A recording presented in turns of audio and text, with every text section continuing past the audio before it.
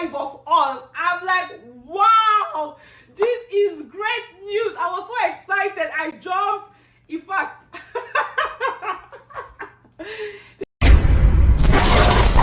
hi guys, so today I'll be sharing with you how this family of 5 secure their study visas to come to Canada. Stay tuned because you want to get the gist. Okay, so this lady contacted me last year in August, in July actually, that she wanted to relocate abroad via the study pathway.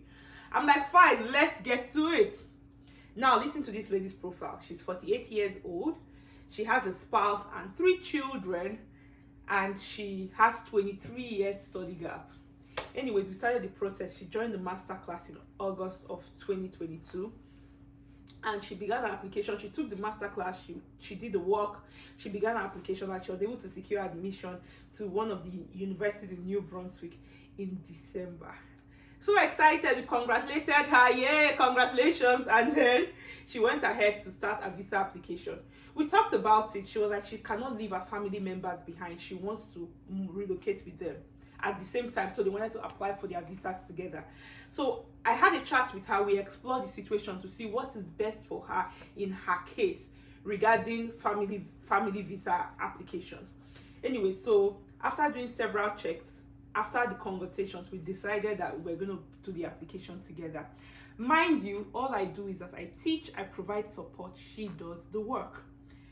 So she put together, I sent her a sample of her study plan template, and I told her everything that she needed to do. So she put together all the documents that she had to put together, and she started filling the application forms online. So this is what we did. She has 3 children. I think her children are between the ages of maybe 10 and 14. I'm not sure, I have to check. Or maybe 8 to 14. I think so anyways. So she has 3 kids, and she was going to put in the application for all 3 of them. So we agreed to apply for spousal open work permit for her husband and study visa for each of her 3 kids. So for herself, the applicant who is a student, she applied for a student visa. Her husband applied for a spousal open work permit, and for her 3 children, we opted to go with the open study permit for the 3 children. So we put together this application. We had supporting documents for each of them. So for our study plan, we wrote a very solid study plan.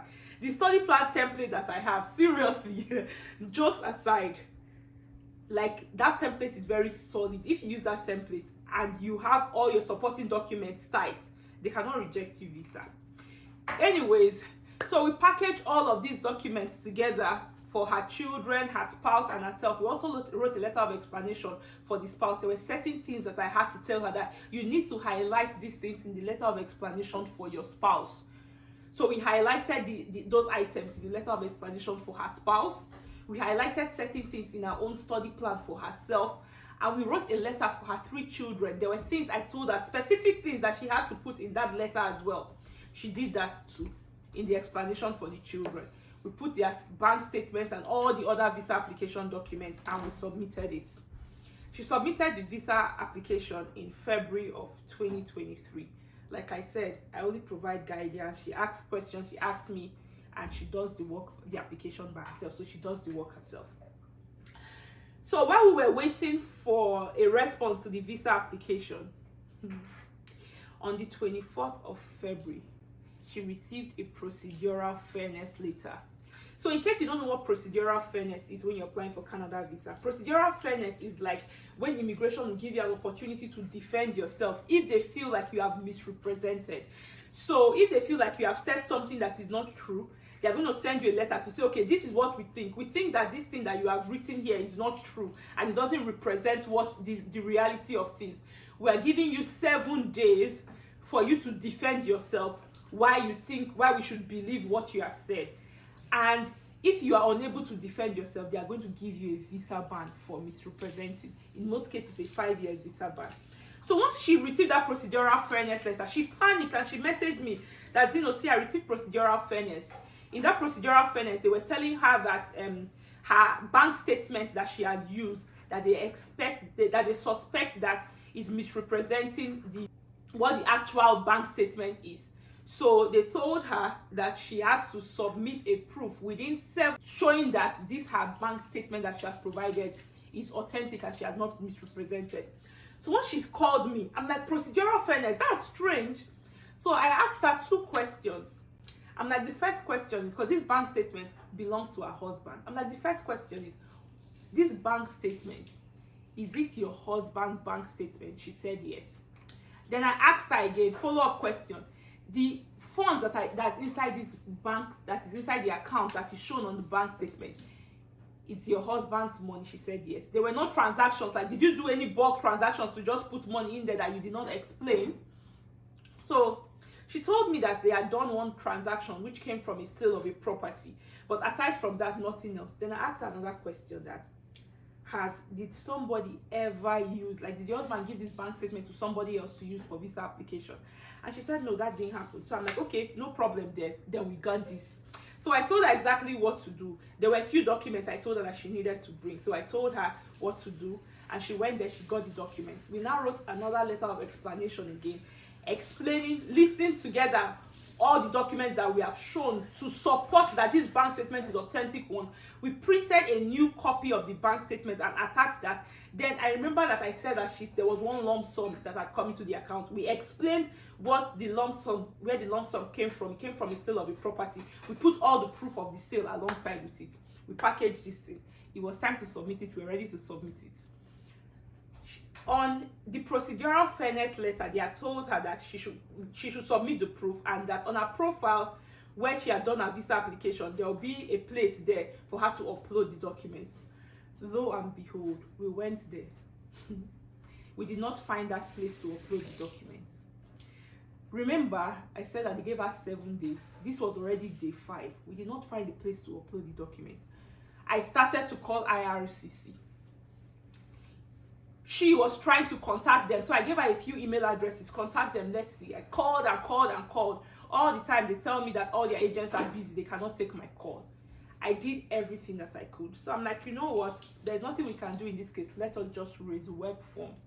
So she went ahead, she raised the web form. And also all the email addresses that I have of IRCC, all the different email addresses for Canada immigration I had, I sent them to her. I'm like, send this email to these people. Take screenshot of your account for them to see that, of your profile, for them to see that they did not provide that slot for you to actually upload the document. Let it show the date, so it will be like we tried to do it but we couldn't. Again, raise the web form. So she raised the web form. On the web form, you can put what you are trying to do. You put your application number, your UCI number. You can also put everything that you're trying to do there. Like, write what you're trying to tell them. Gives you a box to explain. She explained. You can also attach documents. So all the documents, she attached it and she submitted it. She finally responded to them on March 2nd. So they sent procedural fairness February 24th. She responded on March 2nd. On March 6th, I received a message from her. In fact, it wasn't a message, it was a call. So when she was calling me, I'm like, oh my God, I hope this is good news. A phone call, and she's like, Zino, guess what? We have been approved, all 5 of us. I'm like, wow, this is great news. I was so excited. In fact, because of my excitement, even Isabella started laughing and she was happy. So that was March 6th. She got a passport request for her to submit the passport for herself, her spouse, and all her 3 children. So she submitted it, and then today, which is March 13th, she sent me a message telling me that, yeah, she has picked up her passport already and all the visas. So she even sent me the pictures of the visas. You see pictures, I'm posting them here. She sent me pictures of the visas for herself, her husband, and her 3 kids. So guess what? Come September 2023, when she's resuming, this family of 5, they are coming to New Brunswick to start their new life in Canada. I am really excited. Like, this is a huge win. I'm so excited because not only did this family win, when my clients, the people that rely on me, people that come to me for help and support, people that attend my masterclass, when they succeed, their success is my success as well. So it's as exciting as me. The butterflies that she feels in her tummy once she got that visa approved, I also feel the same butterflies in my tummy. It's really excited. And where did she start from? It started from one decision, a decision to join the masterclass. If you do not know what I'm talking about when I talk about the Study Abroad Masterclass, you can check in the caption under this post and you see it. Remember, your age, your study gap, your grade, your family situation, or whatever the issue is, cannot prevent you from studying abroad. You can study abroad regardless of this situation. Thank you so much for watching this video. My name is Zino and I am a study abroad consultant with Success Factors Migration. I teach you how to secure admissions, scholarships, and loans so that you can relocate abroad alone or with your family, as it is in the case of this lady. All right, guys, thanks for watching. Don't forget to hit the subscribe button, and I'll see you next time. Bye.